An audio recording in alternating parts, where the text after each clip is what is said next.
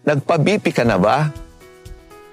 Alam mo ba, base sa AHA-ACC guidelines reinforced in 2025 updates, ang mga basic diagnostic workups for newly diagnosed hypertensives, ang layunin nito ay ang mag-identify ng mga secondary causes ng hypertension, target organ damage, and cardiovascular risk factors ay ang mga sumusunod na recommended baseline laboratory tests.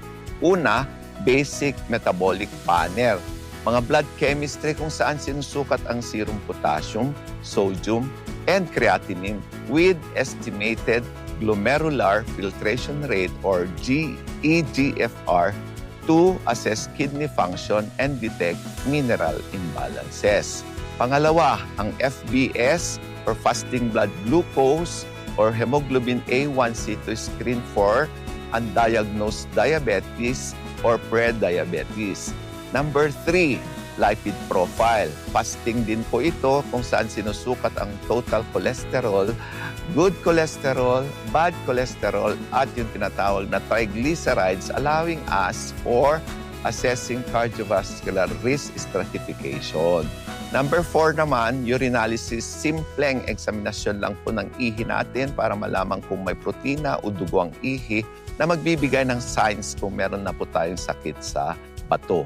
Ang ECG or EKG ay para ma-screen kung meron tayong LVH o yung paglaki ng puso at signs ng arrhythmia o irregularity ng pinting ng puso o di kaya naman ay baka naman may barana ang ugat ng puso natin. Ang complete blood count naman ay tinetest din upang malaman kung meron tayong infection or anemia o kulang tayo ng pula sa ating mga dugo. Ang TSH o thyroid stimulating hormone ay para ma-screen kung merong hypothyroidism or hyperthyroidism which can also be a cause of hypertension. Optional or specific laboratory tests ay ginagawa din ito base na lang sa clinical suspicion ng inyong doktor. Para sa mga may diabetes or chronic kidney diseases, tinetest natin ang urine albumin to creatinine ratio o yung UACR to assess for microalbuminuria. Kasama din po ang serum calcium, uric acid, at ang plasma aldosterone to renin ratio ay indicated din po for screening for primary aldosteronism, lalo na sa mga pasyenteng may resistant hypertension or hypokalemia. Home BP monitoring, yung magpapa-BP tayo, kung nakuhanan nyo ang sarili nyong BP sa inyong mga bahay, ay ine-encourage din para ma-confirm kung totoo o talagang meron kayong hypertension.